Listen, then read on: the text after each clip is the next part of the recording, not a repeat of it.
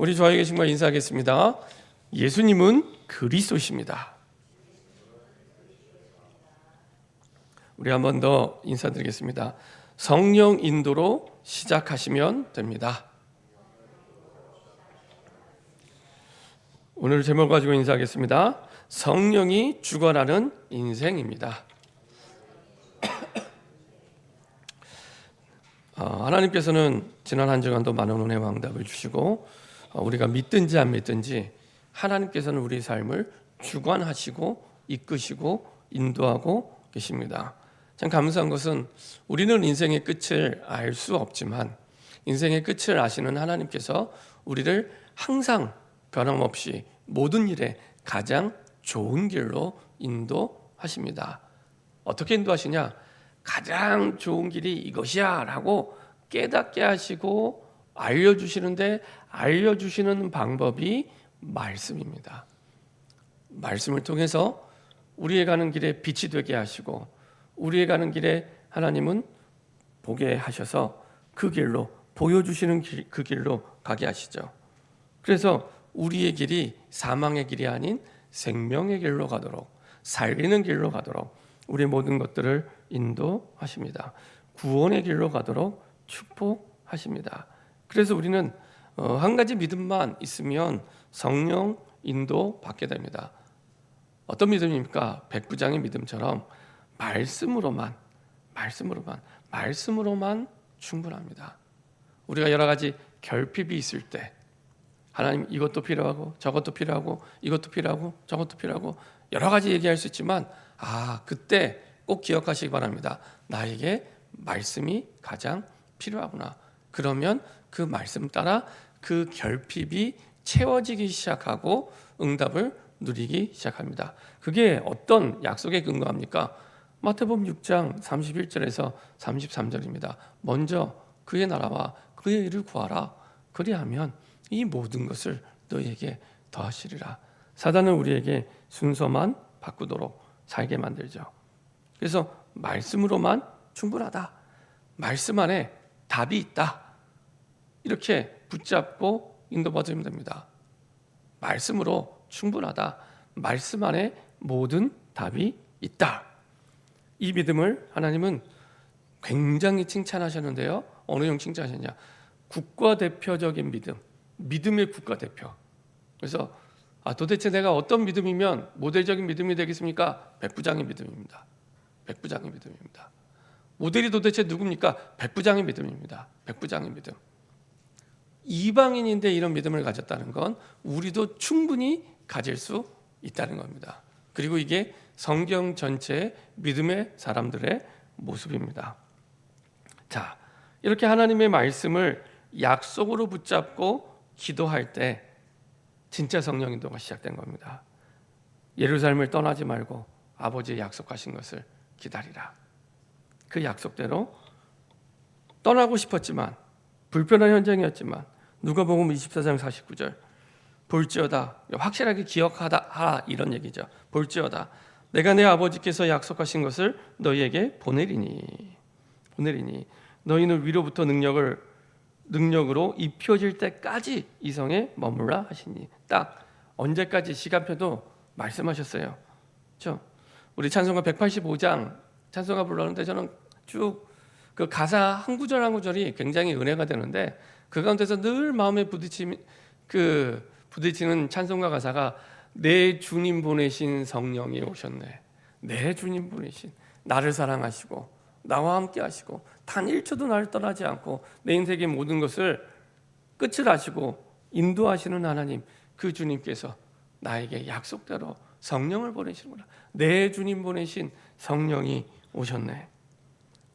그래서 약속하신 것을 너희에게 보내리니 너희는 위로부터 능력이 입혀질 때까지. 그래서 저는 그렇게 합니다. 뭔가 일이 막히고 어려움이 왔을 때 일부러 막 하려고 하지 않아요. 일부러 막 계획 세우지 않습니다. 모든 걸 멈춰요. 멈추고 사실은 기도를 시작합니다.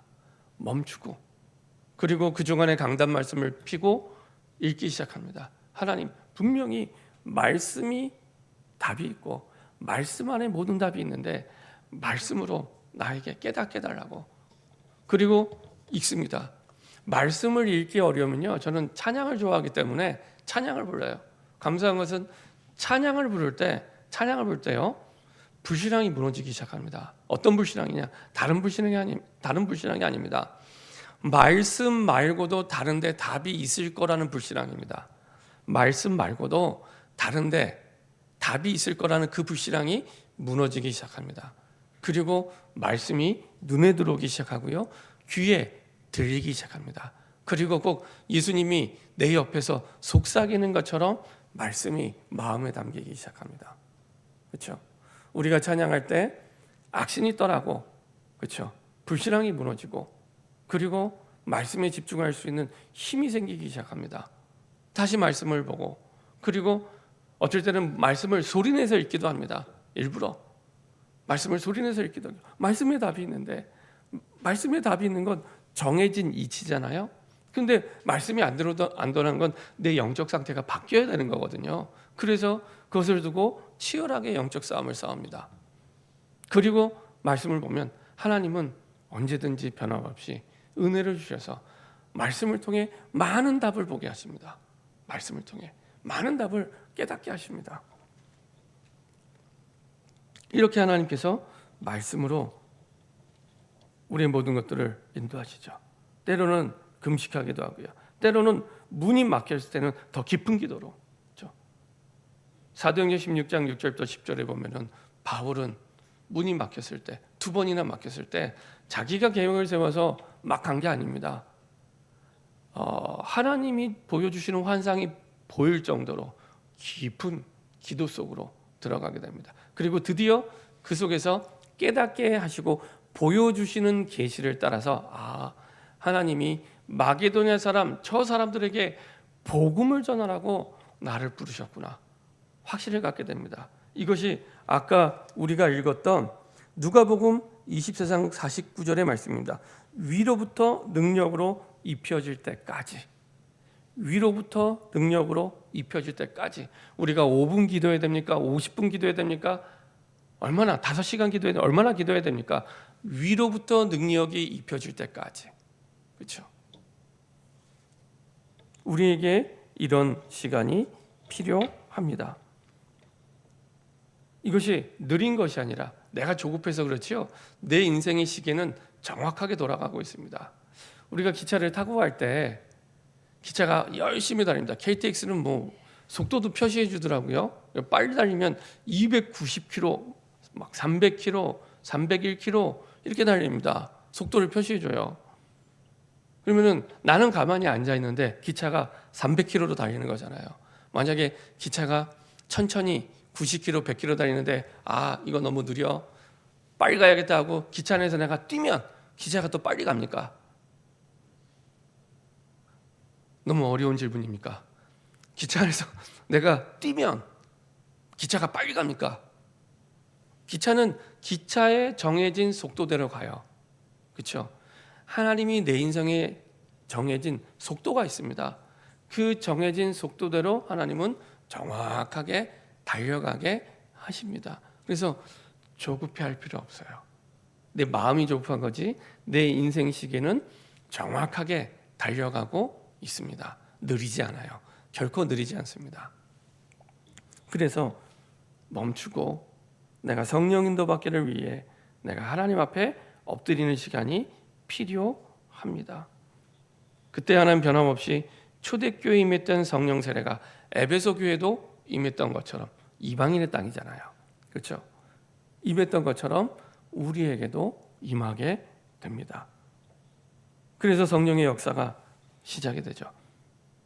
성령의 바람이 불고 생기가 들어가서 마른 뼈처럼 아무 소망이 없고 희망이 없는 사람들이요, 소망이 생기고 희망이 생기고, 그 정도가 아니라 이제는 나가서 복음을 말하기 시작합니다. 그렇죠? 하나님의 극히 강한 군대가 되죠. 마치 불의 여처럼 갈라진 것들이 그들에게 보여 한 사람 한 사람에게, 마가다락방에 모인 한 사람 한 사람에게 다 임하게 됩니다. 심적으로 외적으로 하나님이 다 바꿔버리십니다. 흑암이 무너지고 나이, 조건, 환경, 핍박, 우리가 안 된다 하는 모든 것들을 바꿔버립니다. 압도적인 하나님의 능력으로, 가까스로 바뀌는 게 아닙니다. 압도적인 하나님의 능력으로 완전히 바꿔버립니다. 이게 성령의 능력입니다. 구약 성경의 모든 인물들이 그랬고요. 그리고 신약 성경은 모든 하나님의 응답을 받은 인물들이 그런 응답을 받았습니다. 자, 그리고 성령의 열매가 나타나죠. 다 성령의 충만을 받고 성령의 말하게 하심을 따라 말하게 돼요. 성령 충만을 받으면 사람이 바뀌는데요, 말이 바뀌어요. 가시돋친 말, 쓰린 말, 사람을 아프게 하는 말을 하던 사람이 살리는 말을 하기 시작하고요, 복음을 말하기 시작합니다. 변화되기 시작합니다. 압도적인 성령의 능력으로 변화되기 시작합니다. 그리고 하나님의 큰 일을 말하게 돼요. 하나님의 완전히 불가능한, 나 한 명 살기도 생존하기도 버거운 그 현장에서 이제는 마가다락방의 문을 열어 제치고 광장으로 나가서 복음을 말하기 시작합니다. 자기의 생명과 인생을 걸고 복음을 말하기 시작합니다. 생명과 인생을 걸어도 좋을 복음의 가치를 발견했기 때문에 성령의 은혜로 저는 우리 모든 성도들이 이 복음을 그렇게 믿었으면 좋겠어요. 내 인생을 걸어도 좋을 만큼, 내 모든 생명을 걸어도 좋을 만큼의 가치를 발견했으면 좋겠어요. 그렇죠? 예수님의 생명을 죽기까지 우리에게 주신 복음이잖아요. 그렇죠? 그러면 우리도 그 이상의 가치를 깨달을 때 진짜 복음의 가치를 깨닫게 됩니다. 초대교회 증인들은 복음을 그렇게 깨달았어요. 그래서 마가다락방에 잠궜던 문을 열고 나가서 광장에서 하나님의 큰 일을 말하게 됩니다. 복음을 말하게 됩니다. 그리고 그 속에서 열매들이 나타나기 시작하죠. 나중에 우리가 읽지 않았지만 3,000 제자, 3,000 성도 일어나게 되고요. 그리고 많은 사람들이 주교로 돌아오기 시작합니다. 나중에 사도행전 4장, 5장 넘어가면은 이제 5,000명의 남자들이 돌아오게 되고요. 많은 사람들이 예수를 믿고 돌아오게 됩니다. 이게 불과 120명이 예루살렘과 온 나라를 바꾸기 시작합니다. 자, 이렇게 주신 그 응답이 어디서 시작이 됐습니까? 우리가 꼭 기억해야 됩니다. 하나님의 약속이 내 인생을 주관하는 그때부터 시작이 됩니다. 내가 내 인생이니까 내가 주관해서 내가 계획 세워서 내 뜻대로 가는 게 아니라 하나님의 약속이 내 인생을 주관하는 그때부터 이게 시작이 됩니다. 이게 신앙의 기초입니다. 신앙. 신앙이라는 건 우리 믿음을 얘기합니다. 그렇죠? 우리 믿음. 그 신앙의 기초는 여기에서 시작이 됩니다. 누가복음 24장 13절부터 35절을 한번 보도록 하겠습니다. 원래 누가복음과 사도행전은 한 권의 책이었죠. 그래서 한 흐름 속에서 우리가 이게 이어지게 됩니다. 우리가 지난번에 누가복음 24장 49절을 봤는데요. 13절부터 35절까지 한번 보도록 하겠습니다.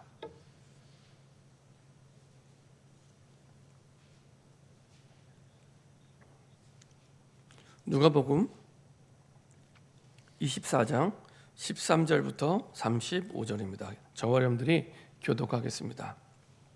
제가 먼저 읽도록 하겠습니다.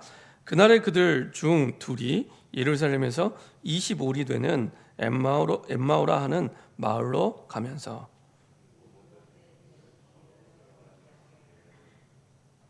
그들이 서로 이야기하며 문의할 때 예수께서 가까이 이르러 그들과 동행하시나. 예수께서 이르시되 너희가 길 가면서 서로 주고받고 하는 이야기가 무엇이냐 하시니 두 사람이 슬픈 빛을 띠고 머물러 서더라.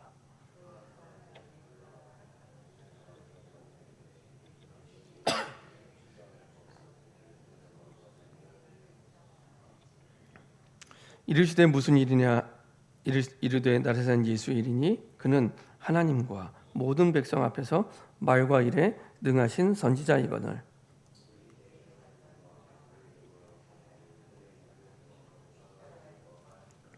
우리는 이 사람이 이스라엘을 속량할 자라고 바라노라. 이뿐 아니라 이 일이 일어난 지가 사흘째요.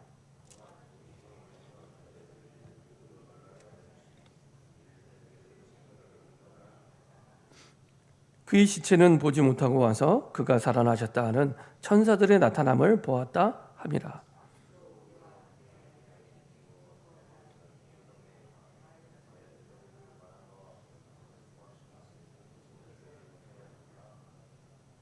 이르시되 미련하고 선지자들이 말한 모든 것을 마음에 더디 믿는 자들이여.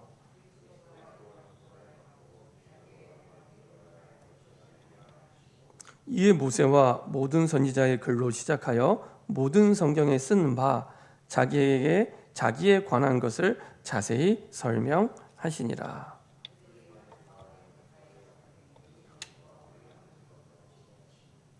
그들이 강권하여 이르되 우리와 함께 유하사이다. 때가 저물어가고 날이 이미 기울었나이다 하니 이에 그들과 함께 유하러 들어가시니라.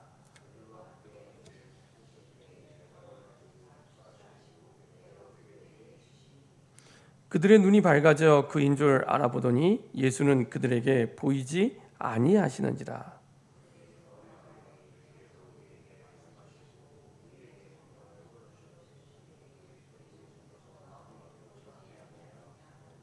곧 그때로 일어나 예루살렘에 돌아가 보니 11 제자 및 그들과 함께 한 자들이 모여 있어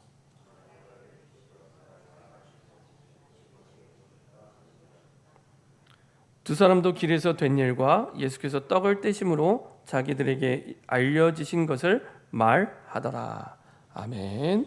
자, 하나님이 약속에 주관하는 인생 어떻게 바뀌었습니까? 이게 신앙의 기초인데요. 신앙의 뿌리는 기적이 아니라 하나님의 말씀이 있습니다. 아무리 많은 기적과 눈에 보이는 증거를 주어도 말씀에 뿌리 내리지 않으면 믿음이 생기지 않습니다. 그렇죠? 믿음이 생기지 않습니다. 16절에 보면 그들의 눈이 가리워져서 그인 줄 알아보지 못하거늘. 예수님이 부활하신 예수님이 옆에 있는데 알아보지 못해요. 잠깐 생각해 보면 아니 뭐 예수님이 물론 십자가에 죽으시고 많은 고초를 당하셔서 초췌해졌지만 이렇게 예수님을 못 알아볼 수 있을까? 그런 생각을 해봅니다. 근데 중요한 것은 이 사람들의 마음입니다. 이 사람들 마음에는 예수님을 초췌해서 못 알아본 게 아니라 이 마음에는 아직까지 의심이 있었던 거예요. 그래서 여기 보면은 예수님을 이스라엘의 속량자라고 말은 하는데 이 예수님을 정말로 구약 성경에 약속하신 그리스도로 믿지 않아요. 분명히 구약 성경에는 그리스도 오실 그분은 죽으시고 사흘 만에 부활하신다고, 죽음을 이기시고 부활하신다고 말씀하셨는데 사실은 그것을 믿지 않고 있습니다. 그래서 19절에 무슨 일이냐 이르되 나사렛 예수의 일이니 그는 하나님과 모든 백성 말과 일에 능하신 누구라고요? 선지자라고 그리스도라고 얘기했죠. 말과 일에 능한 거 알고 있어요. 예수님이 기적을 베푸신 거, 공생애간 동에 병자를 치유하시고 많은 기적을 베푼 거 알고 있어요. 알고 있는데 말씀이 믿어지지 않습니다. 그래서 말씀으로 약속하신 그리스도도 옆에 있는데 믿어지지 않아요. 왜냐? 아직도 마음 가운데 의심을 가지고 있고 두려움을 가지고 있고, 사실은 지금 그래서 예루살렘에서 도망가는 길이었거든요. 예루살렘에 붙잡 있으면 나도 잡히겠구나. 그래서 도망가는 길에 두려워하고 있고요. 그 다음에 예수님은 죽었구나. 그래서 여기에 올 수 없구나라는 전제를 깔고 얘기하는 겁니다. 전제를 깔고 얘기합니다. 예수님은 죽었고 부활하지 못하고 돌아올 수 없구나. 이 전제를 깔고 있기 때문에 부활하신 예수님이 옆에 계시는데도 보지 못하는 거예요. 그 전제를 가지고.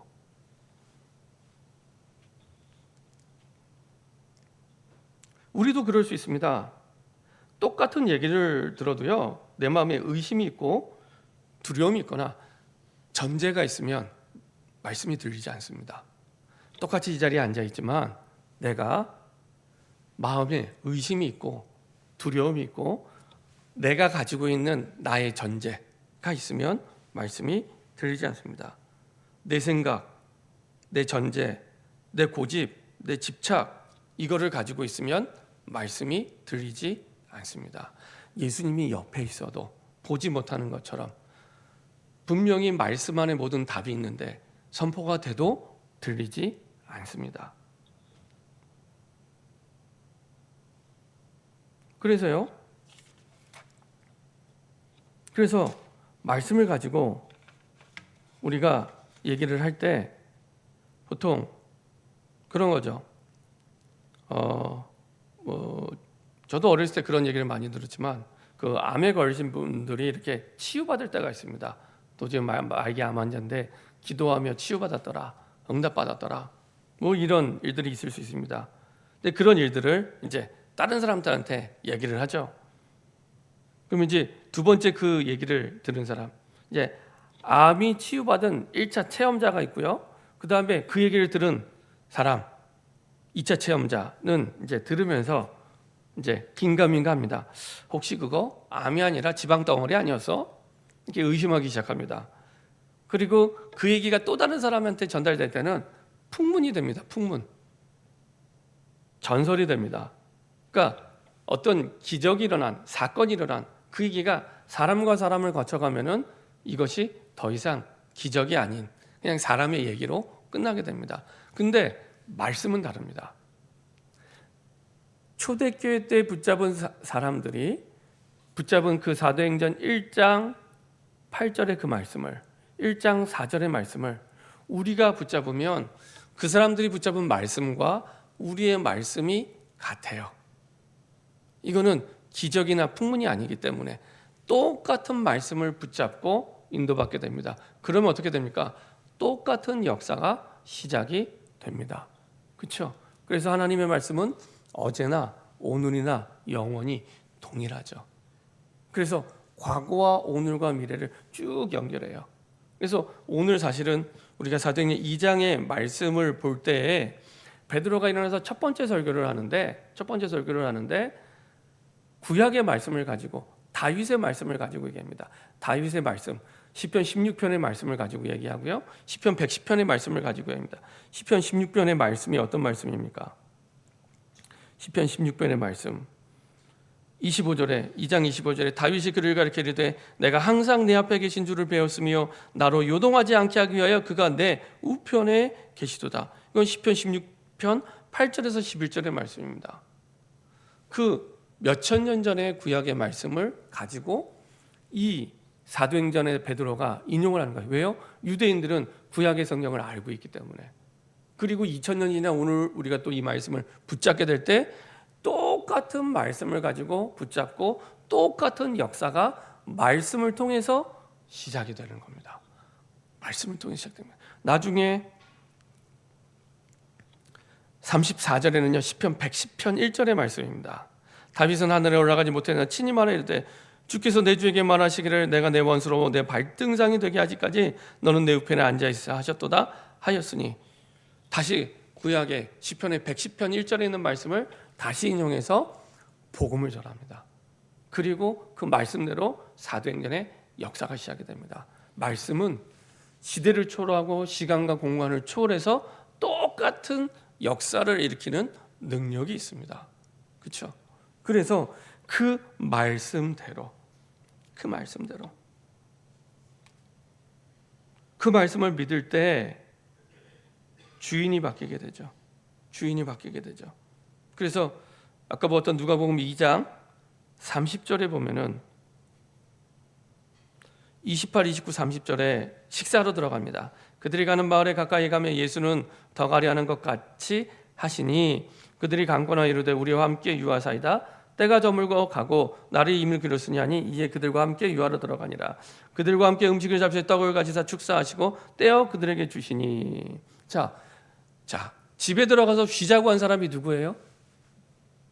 엠마오로 가는 제자들이에요. 제자들이 예수님 들어가서 내가 방 잡을 테니까 들어가서 이제 쉬었다 갑시다. 그리고 식사를 주문하고 이제 밥을 먹게 됩니다. 근데 그때 그 식사 가운데 떡을 들어 축사하신 분은 누구예요? 예수님이에요.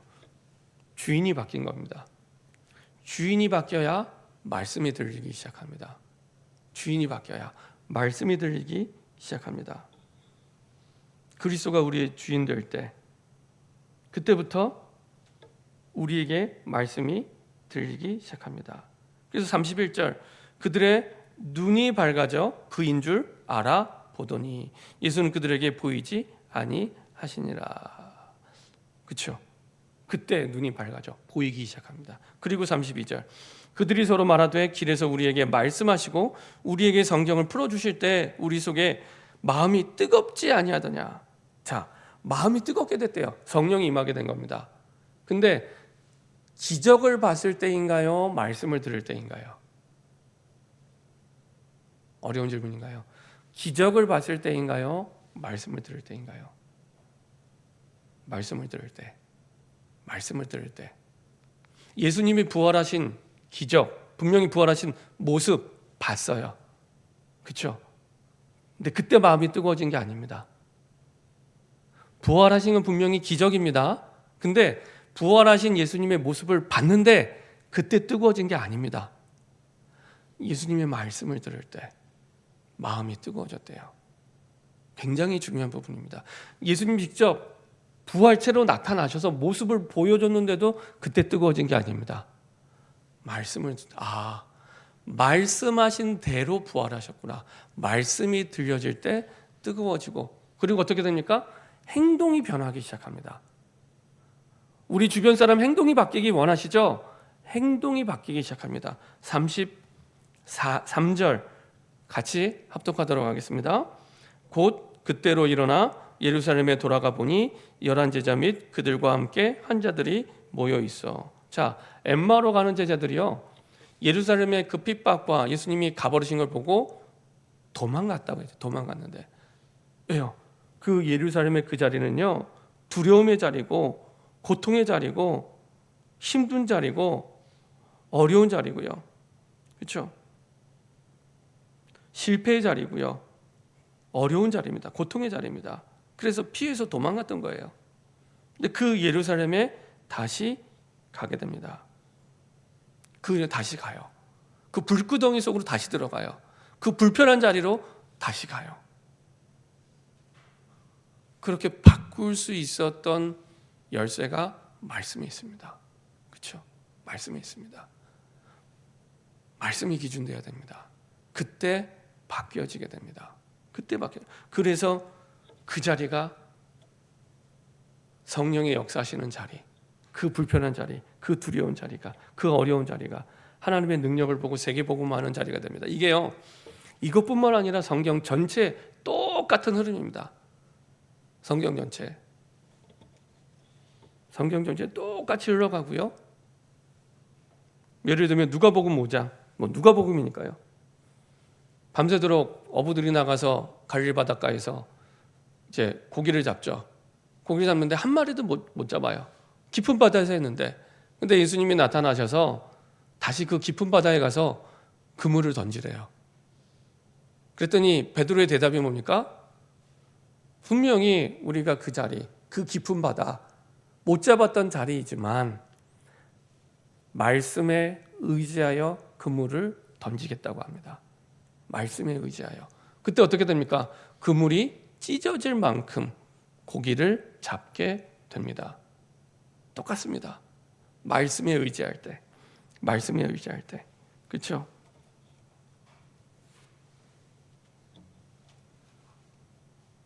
내가 있는 자리에서 말씀 붙잡고 기도할 때 성령의 역사가 시작이 됩니다. 그래서 굳이 배의 기구로 얘기를 하면 우리의 신앙생활에 말씀에 닻을 내리고요, 성령의 돛이 필요합니다. 말씀에 닻을 내리고 성령의 돛이 필요합니다. 닻이 뭡니까? 닷, 영어로 앵커라고 하죠. 앵커. 배가 있으면 배가 움직이지 않도록 내리는 거잖아요. 그렇죠? 우리가 많은 여러 가지 상황 속에 흔들리지 않도록 우리를 잡아주는 건 말씀입니다. 말씀에 닻을 내릴 때. 그렇죠? 하나님의 말씀으로 딱 고정이 될 때. 그리고 돛은 뭡니까? 돛.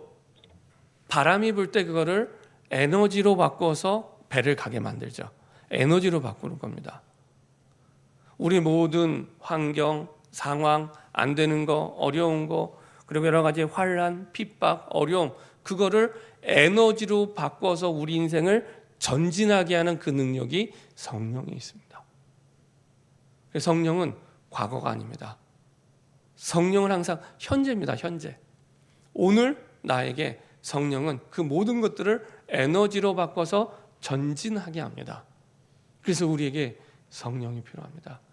그래서 예수님이 제자들에게 아버지의 약속하신 것을 붙잡고 기다려. 언제까지요? 성령이 임할 때까지. 그래야 그들이 당하는 핍박과 어려움들이 에너지로 바뀌게 돼요. 에너지로. 그래서 그 상황 가운데 전진하게 합니다. 가게 만듭니다. 그래서 말씀의 닷, 성령의 돛이 우리에게 필요합니다. 이게 신앙생활이고 믿음 생활이고 그리고 사도행전의 흐름입니다. 끝까지 사도행전 28장 30절 31절까지 이 내용이 쭉 가게 됩니다. 그래서 사도행전을 뭐라고 얘기해요? 성령 행전이다. 성령이 주관하는 모든 일들이기 때문에 성령 행전이라고 예루살렘과 온 유대와 사마리아와 땅 끝까지 진행하게 만드는, 가게 만드는, 전진하게 만드는 그걸 누가 하시냐? 성령님이. 그래서 성령의 능력은 말씀을 이루어 갑니다. 말씀을 이루어 갑니다. 그래서 오늘 사도행 2장 14절 36절 베드로가 첫 번째 설교하는데 구약의 말씀, 유대인들은 너무나 잘 알고 있는 말씀이니까요. 그게 말로만이 아니라 성취됐다는 겁니다. 말로만이 아니라 성취됐다는 겁니다. 지식이나 추측이나 짐작이 아니라 성취됐다는 겁니다. 그래서 시편 16편의 말씀, 시편 110편의 말씀을 얘기하죠. 누가 성취시켰어요? 성령께서 주관하셔서 성취시킨 거죠. 그래서 그 말씀으로 성령은 변화시킵니다. 자녀들, 젊은이들, 늙은이들이 말하기 시작해요. 뭘 말하기 시작합니까? 17절 하나님이 말씀하시기를 말세 내가 내 영을 모든 육체에 부어주니 성령이 임하게 되면 뭐가 변하게 돼요? 너희의 자녀들이 예언할 거 말하기 시작한다는 겁니다. 게임 좋아하고 드라마 좋아하고 연예인 좋아하는 아이들 입술에서 말씀이 터져나오기 시작하는 겁니다. 말씀으로 입술이 바뀌고요. 너희의 자녀들 예언할 거 너희의 젊은이들은 환상을 보고 하나님이 보여주시는 생명의 길을 따라 보여주시는 길을 따라 미래의 비전을 따라 가게 됩니다. 그렇죠? 인생을 포기한 인생이 아니라 뭐 3포 시대, 5포 시대, 7포 시대, 9포 시대 나중에는 뭐 전포 시대 다 포기했대요. 20대, 30대. 결혼도 포기, 취업도 포기, 뭐 연애도 포기, 뭐 집 사는 거 포기, 다 포기. 그리고 나중에는 전포 시대 다 포기. 그리고 N포 시대, N이라는 거는 끝없는 거 다 포기한 시대래요. 한마디로 하면 절망의 시대라는 얘기거든요. 절망의 시대. 근데 그게 아니라는 겁니다. 그래서 사실은 결혼도 안 하고 애도 안 낳잖아요. 그거 아니라는 얘기입니다. 성령이 임하면 압도적으로, 강권적으로 비전을 보고 내게 보여주신 생명의 길을 따라 가게 됩니다. 이게 성령의 능력입니다. 그리고 이 성령은 늙은이들 꿈을 꾸게 됩니다. 사명의 꿈을 꾸게 됩니다. 나는 나이가 들어서 못해, 힘이 없어서 못해, 그게 아니고요. 내 남은 생애 동안 세월을 아끼며 1분 1초라도 내 인생의 사명을 다하리라 바뀌게 됩니다. 내게 주신 사명을 붙잡고 내 목숨이 다하는 그날까지 사명자의 삶과 인생을 살아가게 됩니다. 그렇죠? 우리가 숨을 쉰다는 건 우리에게 아직도 남겨진 사명이 있다는 겁니다. 내가 발견을 못했을 뿐 있다는 겁니다. 그 사명을 보게 되고 붙잡고 가게 되는 겁니다.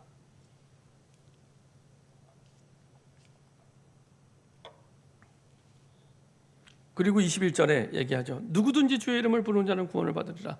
조건이 없습니다. 100% 누구든지 성령이 임하면 이렇게 변화됩니다. 이게 성령의 능력이고요. 복음의 능력입니다. 복음의 능력은 100%입니다. 성령의 능력은 100%입니다. 그렇죠? 절대적으로 압도적으로 바뀌게 만듭니다. 그렇죠?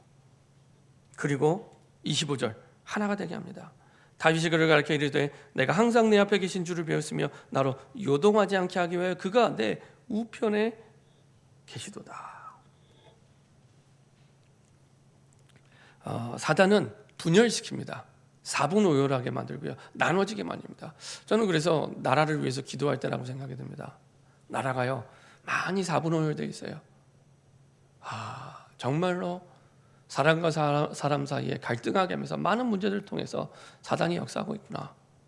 그렇죠? 성령의 역사는 하나 되게 합니다. 하나님, 이 나라와 이 민족이 다시 성령으로 하나 될 수 있도록, 복음으로 하나 될 수 있도록, 정치, 경제, 문화, 특별히 위정자들이, 정치하는 사람들이 정말 성령으로 하나 될 수 있도록, 이거는 성령의 능력이 아니면 하나 될 수가 없구나.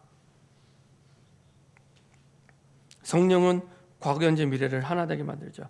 그래서 시편 16편, 시편 110편 다 다윗의 시편입니다. 수천 년 전에 그 일이 사도행전 오늘 똑같이 역사할 만큼 시공간을 초월해서 하나 되게 하는 겁니다. 그리고 다시 2000년 지나 우리에게도 하나 되게 하십니다.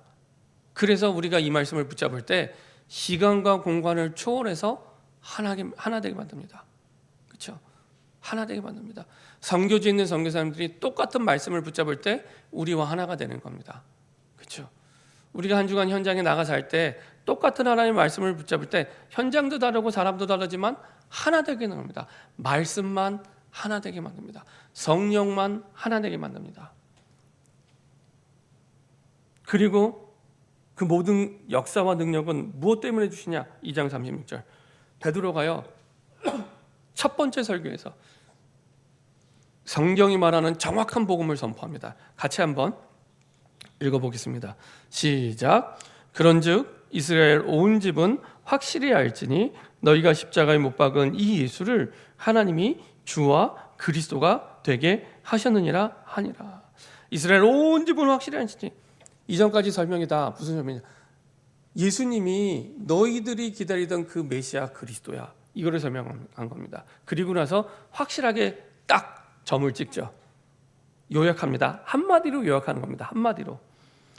이스라엘 온 집은, 모든 유대인들은 확실히 알지니 너희가 십자가에 못 박은 이 예수를 하나님이 주와 그리스도가 되게 하셨느니라. 여기서 주는 하나님입니다. 하나님. 예수님을 하나님으로 안 믿었거든요. 이스라엘 백성들은 사람으로 생각했지 하나님을 안 믿었어요. 예수님을 하나님이라고 믿는 그때부터 신성 모독이라고 생각했기 때문에, 그래서 이 유대교 사람들이 예수님 보고 참남하다고, 예수님이 하나님이라고 했을 때 참남하다고 신성 모독이라고 얘기를 했잖아요. 하나님이라고 절대 믿지 않습니다. 이거는 거의 충격적인 말입니다. 근데 그 예수님이 하나님이시고 우리의 구원자 그리스도라는 겁니다. 이게 성경이 말하는 복음의 핵심입니다. 그 예수가 우리의 주와 그리스도가 되셨다. 베드로가 마태복음 16장 16절에 고백했던 그 내용을 진짜 깨닫고 믿은 거예요. 진짜 깨닫고 믿은 거예요. 예수님이 주와 그리스도시구나. 바울도요, 다메섹 도상에서 예수님의 음성을 듣고 회심하고 나서 눈이 가려졌다가 떴을 때 첫 번째로 선포했던 복음의 내용이 똑같아요. 사도행전 9장 22절 23절 한번 보도록 하겠습니다. 사도행전 9장 22절입니다. 바울이 처음 복음 선포했던 내용이 베드로와 똑같습니다. 9장 22절입니다. 같이 한 목소리로 9장 22절입니다. 사도행전 9장 22절입니다. 같이 한 목소리 합독하겠습니다. 사울은 힘을 더 얻어 예수를 그리스도라 증언하여 다메섹에 유대인들을 당혹하게 하는. 그렇죠? 예수님을 그리스도라고 얘기하니까요. 그리스도 아닌데, 그렇죠? 그리스도는 아직도 기다리고 있는데 그 예수가 그리스도라는 겁니다. 정확한 성경의 복음을 말씀하고 있죠. 이것은 구약의 약속의 성취입니다. 어떤 성취입니까? 이스라엘 백성들이 지켜야 될 3대 절기. 그 말은 후대가 꼭 기억해야 될 언약이 있었던 겁니다. 언약. 그래서 절기를 만들어서 지키게 하셨거든요. 6월절의 성취입니다. 유월절은 하나님의 구원을 얘기하거든요. 유월절 어린 양의 피로 구원받은 하나님의 구원을 이 사도행전에서 이루시고요. 그리고 오순절 그날 하나님의 능력을 보게 하시고요. 수장절 약속대로 하나님의 나라가 수장절이라는 말은 곡식을 거두어 창고에 넣는 거잖아요. 알곡을 모아서 창고에 넣는 것처럼 예수님을 그리스도로 믿는 하나님의 백성이 천국 창고에 들어가게 되는 것을 기념하는 게 수장절입니다. 하나님 나라에 들어가는 걸 기념하는 게 수장절입니다. 그래서 이 세 가지가 다 성취되게 됩니다. 구원과 능력과 하나님의 나라, 이게 성취된 겁니다. 결론입니다. 성령이 주관하는 인생이 됩니다. 성령이 주관하는 인생은 언약, 약속이 주관하는 인생입니다. 약속이 주관합니다. 그때 나의 현장이 나의 예루살렘이 됩니다. 나의 지금 있는 현장, 여러 가지 문제, 상황 피하고 싶고 어려울 수 있습니다. 근데 그 현장이 나의 예루살렘이 됩니다. 나의 예루살렘. 그리고 이제는 나의 마가다락방 응답을 누리십니다. 나의 마가다락방. 나의 마가다락방이 뭡니까? 말씀을 붙잡고 기도하라는 겁니다. 지금 있는 그 현장에서 말씀을 붙잡고 기도하라는 겁니다. 특별히 함께 기도하기 바랍니다. 함께. 그렇죠? 금요 기도에 나오셔서 함께, 지역 다락방에서 함께 기도하시기 바랍니다. 그게 마가다락방입니다. 나의 현장이 나의 마가다락방이 되도록 말씀을 붙잡고 기도할 때 나의 마가다락방이 되고요, 나의 예루살렘이 됩니다.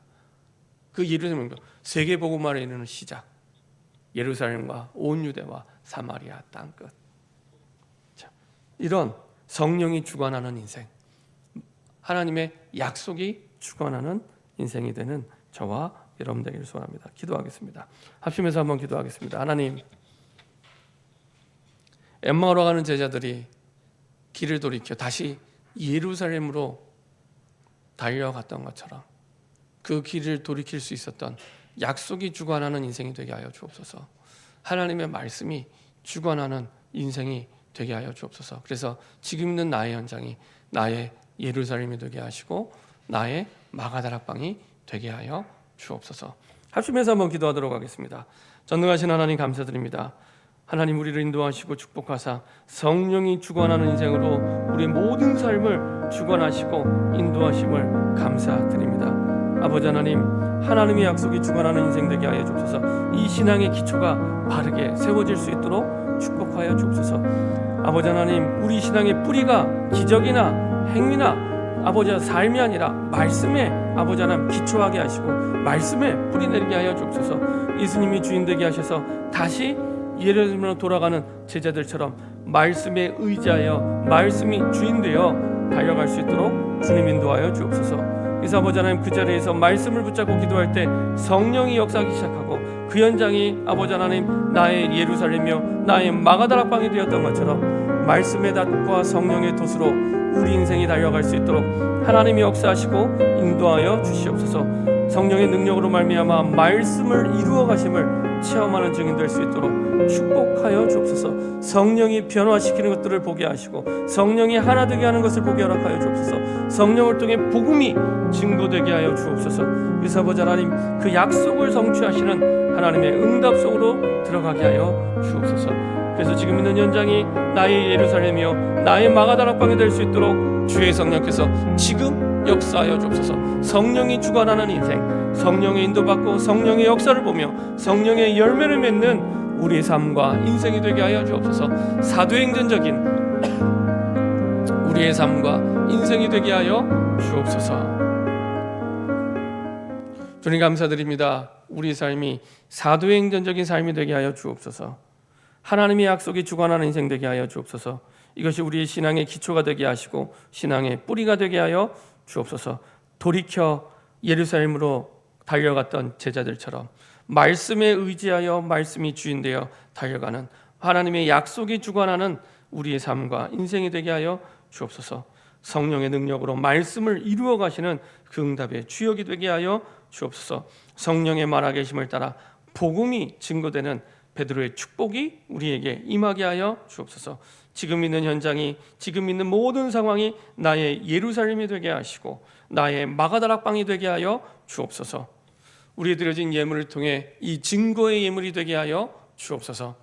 이제는 우리 주 예수 그리스도의 은혜와 하나님 아버지의 그 크신 사랑과 성령의 내주인의 역사 교통하심이, 주의 말씀을 붙잡고 기도할 때 지금 있는 현장이, 지금 있는 모든 상황과 아버지 하나님 모든 내 직장과 가정과 모든 어려움들이 나의 예루살렘, 나의 마가다락방 되기 원하는 모든 하나님의 백성들의 마음속에, 생각 속에, 그 영혼 속에 지금도 선교 현장 속에서 이 언약을 붙잡고 사도행전적인 삶과 응답의 축복들을 아버지 하나님 직접 아버지 하나님 인생으로 보여주고 계신 모든 선교사님들의 현장 속에, 우리 아이들과 후대 현장 속에, 인터넷으로 함께 예배드리는 모든 현장 속에 영원토록 항상 함께 계실지어다. 아멘.